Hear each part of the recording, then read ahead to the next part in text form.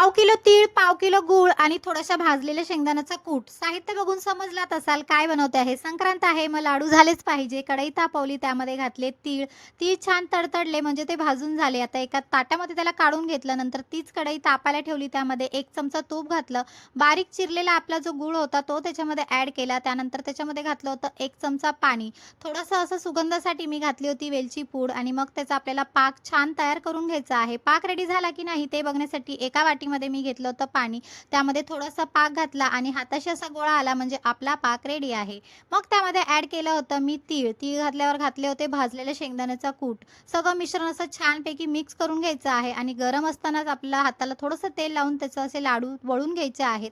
आता हात तर भाजतात पण काय करणार, खायचं तर आहे ना. मग लाडू तर छान झालेच पाहिजे. सगळे लाडू असे रेडी झाले होते आपले. तिळगुळ घ्या आणि गोड गोड बोला आणि माझ्या चॅनलला लाईक, शेअर आणि सबस्क्राईब करा. बाय.